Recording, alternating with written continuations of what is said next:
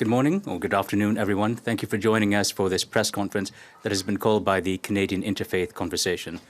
I'm Akash Maharaj, a member of the Canadian Interfaith Conversation Executive, and I'm joining Shaila Carter, our co-chair of the Canadian Interfaith Conversation, Bruce Clemenger of the Canadian Evangelical Fellowship, Richard Mongeau of the Centre for Israel and Jewish Affairs, and Andrea Salguero of the Bahá'í Community of Canada, the Canadian Interfaith Conversation, and by 57 signatory organizations concerning combating hatred based on religious identity and standing together as faith groups across faiths in light of terrible incidents that are happening not only in our country but also around the world. The statement has been distributed in advance. We are also making them immediately available online for anyone who wishes to refer to them. In briefest terms, the purpose of our coming together and issuing this statement is a recognition amongst our member faiths that for all of our differences, we all share one single common shared understanding, and that is that all of our faiths, new or old, east or west, all believe in the fundamental dignity of every human being and the equality of every human soul. We have not, as faith communities, ever fully lived up to our ideals, but we are trying, and this is part of those efforts. I will say that our hope in issuing this statement is to emphasize that all of us, as members of faith, have a responsibility to combat hatred between our faiths and within our faiths, and to demonstrate that faith can be part of the solution, not simply part of the problem, as Canadians are too apt to believe as terrible conflicts rage around the world. We have an opportunity and an obligation to come to one another's aid, to combat hatred within ourselves, to stand by each other when we are victims of hatred, and to do so gladly and in recognition of our shared humanity. We feel that as human beings, irrespective of what else we believe, we are all the same imperfect children of the same perfect providence, trying to find our way back to grace. Our statement calls upon the Government of Canada to take more robust steps in combating hatred and in protecting places of worship, and it calls upon faith communities and the Government of Canada to mobilize humanitarian aid, particularly for children who have been injured or victimized in international conflicts. We recognize that there is a role for Canadians, despite all of our differences, in recognizing that any innocent victim has a call upon our sympathies. We do not all agree on the rights and wrongs of international conflicts. We will never agree on all of the rights and wrongs, either abroad or domestically. But we do agree that we share a common humanity and a responsibility to defend that humanity. I will now turn over to our co-chair, Shaila Carter.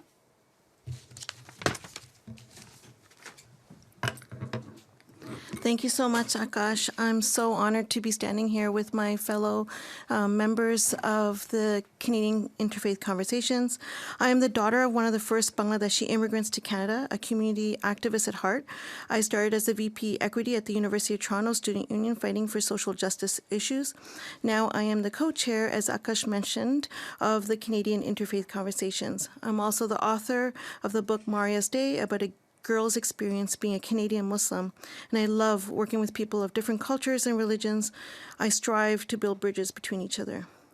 It is very important for different faith communities to stand together for love and not hate. None of us will be safe or live in dignity unless all of us are safe and live in dignity. A man should be able to wear a topi, kipi, or turban and be proud to be a Muslim Canadian, Jewish Canadian, Sikh Canadian.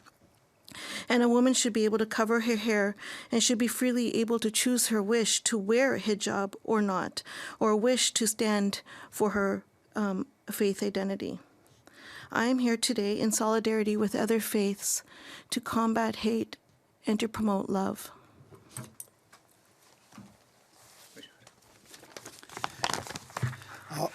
Bonjour, mon nom est Richard Marceau, je suis avec le CIJA, le Centre consultatif des relations juives et israéliennes.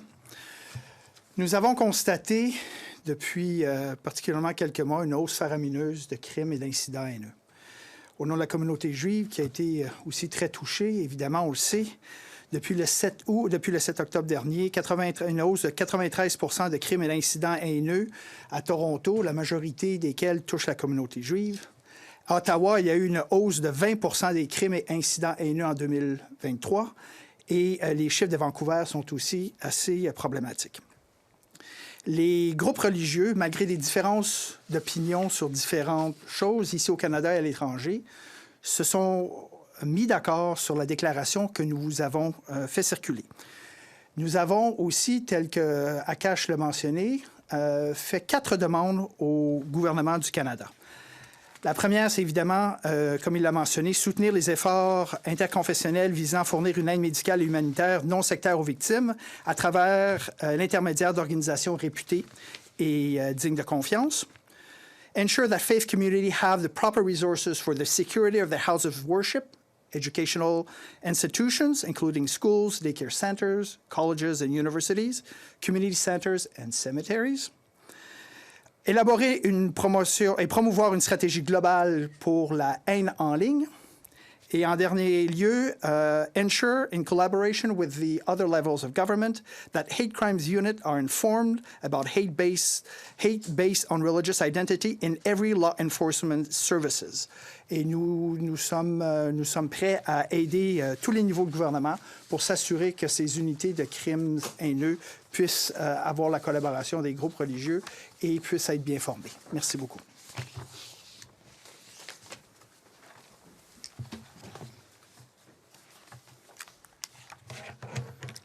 Hello, my name is Andrea Salguero. I'm the Director of Public Affairs for the Bahá'í Community of Canada. And what I would like to highlight is that the statement produced by the Canadian Interfaith Conversation, the seeds of this statement and close collaboration were planted over many years of working closely together. One of the projects that the Canadian Interfaith Conversation regularly organizes is the Our Whole Society Conference. This is a national conference that addresses the causes of division within our Canadian society and seeks to foster dialogue and common ground among academic, community leaders, and religious leaders. Last year's conference focused on the role of faith communities to address polarization. We see with mounting global crisis that religious communities have a role to play in countering hate, fostering communities that are open to diversity and embrace others. The next iteration of our conference, which will take place in Winnipeg in 2025, now seeks to address what we see as a sense of growing despair in Canadian society when faced with these global crises, when faced with the observed limitation of institutions to respond to the needs of society. This conference will then explore the notion of hope. Not a hope that is a naive belief that things will get better by themselves, but a hope that is grounded and rooted in action. A hope that acknowledges our current reality with honesty, but also encourages us to address these challenges through collective, collaborative, and sustained responses. Thank you. I'm Bruce Clemenger with the Evangelical Fellowship of Canada. To conclude, we aspire for dialogue which facilitates mutual understanding, enables people of diverse backgrounds to work together for the public good. Across our differences, we appeal to all Canadians to reject hateful rhetoric and stand together against hate. Thank you.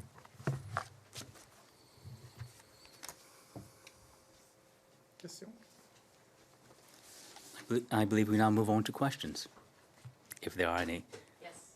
Stephanie Taylor with the Canadian Press. Thanks so much for taking questions. This question is for any of you, but I'm wondering if you can speak to how things have gone with the Security Infrastructure Program, the program that Public Safety Canada has put in place that allows places of worship to access money to bolster security at their centers. What has been the experience you found with it? How's that program working? Are there any improvements you would like to see, given what we have all kind of talked about as this rise in violent rhetoric and violent incidents? Thank you. Prashant, I think that was the specialization of CJ. Thank you. So this program, Security Infrastructure Program, which was created by the Harper government and was bona fide by the current Liberal government, is something that certainly the Jewish community is very grateful for. The last budget included a raise of money available. The important thing for us is to make sure that there's less red tape, so that community groups that might not be as organized as others have easier access to that pot of money. Because we've seen many synagogues, and we also seen other houses of worship that have been targeted. So, more money and better access are the two keys, and I think we're in the right direction. What kind of red tape are communities kind of dealing with? Is it just simply like applications? Application is hard. Lots of smaller communities don't necessarily have the knowledge to navigate the complexity of getting a grant proposal or grant request to the federal government. I know the Jewish community. I think other faith communities have helped smaller organizations, but it certainly needs to be streamlined, and the government has said in the last budget that it's working in that direction, and that's something we're grateful for. I don't know if anyone else wants to speak to that issue or what their experience has been. I think Richard has covered all our bases. Thank you. Yes. I'm Susan Cora with the Catholic Register. Interested in your demand, or you ask about humanitarian aid. What have you had any kind of response? There's so many cases of humanitarian aid being blocked for various reasons in Gaza, in last year in Armenia, and several countries. What has been have you had any response regarding that? Yeah. You're quite right to point out that though the eyes of the media and of our country are often monopolized by individual conflicts, there are far too many conflicts going on around the world. Typically, the barriers to delivering aid are raising the funds, but even after the funds have been raised, the question of delivering the aid through reputable organizations. In our conversations with the Government of Canada, we have been heartened by the fact that the government has, in many cases, set aside reasonable levels of funding for many of these conflicts. They have not been averse to writing the requisite checks. The hard reality for us as Canadians, though, is that we have, as a country, limited apparatus for delivering aid in the vast majority of states where conflicts are going on. We are therefore in the position of having to rely upon partner states or international organizations. That can be fraught with all sorts of difficulties, being able to measure whether the aid is, which hands it's being passed through, whether it's reaching people on the ground. The fact that in many countries there are people who've become expert at working with aid agencies, but not necessarily expert at delivering aid. And of course, where aid is most desperately needed tends to be in hot conflicts, ongoing conflicts. And that tends to be the hardest place to deliver aid.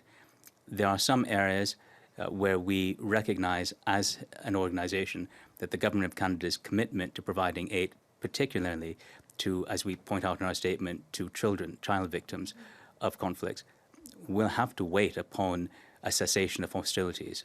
We'll have to wait until there's a moment when we can actually move the agents of delivery of aid into those areas. We are keen as an organization that in the interim, we do not forget about those people, because we are living in a time of very short attention spans. Often, by the time it is possible to deliver aid, the public attention has wandered. As a result, one of the callings for the Canadian Interfaith Conversation and our member faiths is to continually tug upon the conscience of both the state and of the nation, so that we don't forget our obligations when the moment comes where we're able to make good on those obligations. Okay, thank you. Another question for whoever would like it. We saw during the pandemic the federal government legislate some additional protection around kind of creating bubble zones around healthcare centers because of some of the harassment or protests health workers and those inside hospitals were facing. Would anyone like to see the government introduce similar protections when it comes to places of worship, given the violence we've seen or the concerns about violent incidents, and potentially go further than just places of worship to say daycares or schools that have a religious affiliation? Thanks for the question. Yes, that's something that certainly CJAD, don't dare speak for everybody here, but it's something that we would support. And there, as you mentioned, C3, which was adopted in 2020, gives a good blueprint of what could be done. And in terms of what institutions beside houses of worship could be protected, there's already language in the criminal code for those institutions. They come from a bill C305 that was adopted in 2017. It was PMB by MP Chenda area, which covers houses of worship, educational institutions, community centers, and also retirement homes. So the government has, with those two laws now, C3 and C305, the blueprint that they could use to have that. And we think it would be a good idea. There's also a role for municipal and provincial governments in this. We certainly, CJ has been pushing for this at the provincial level. There is a legislation, I think it's an order in council in BC that was adopted recently that protects part of those institutions. You've seen in Vaughan a bylaw that was recently adopted, and there's a call being made in Toronto also to do that. So yes to the bubbles legislation, certainly from the organized Jewish community part. And I would add that it's not only a Jewish community problem, because all other faith institutions or institutions from other faiths have also been targeted, and they deserve as much protection.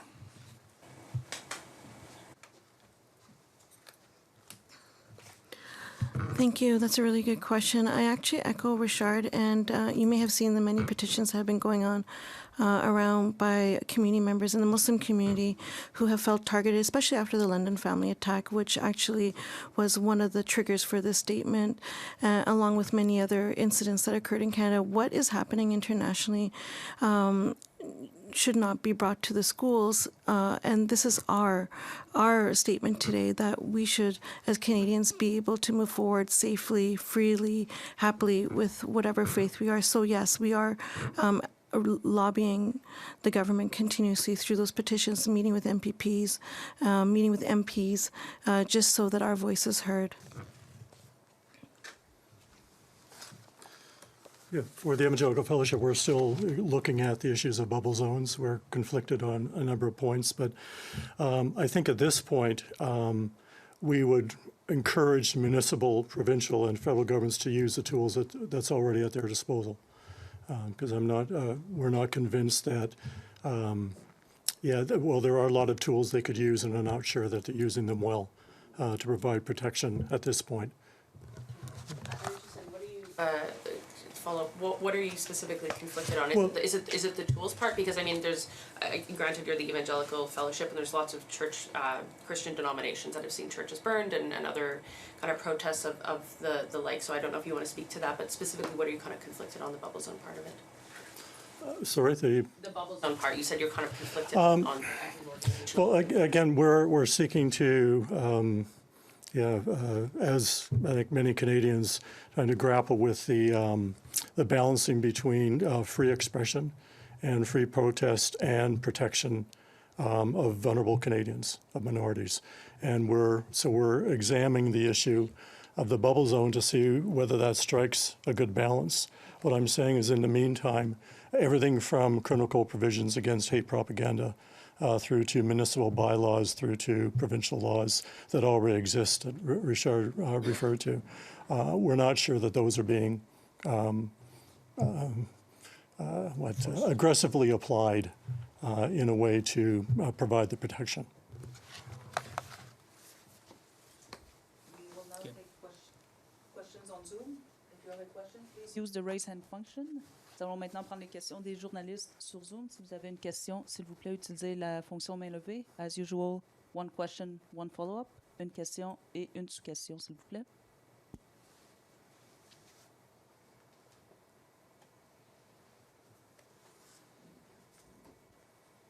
Merci. This concludes the press conference. Thank you. Thank you very much.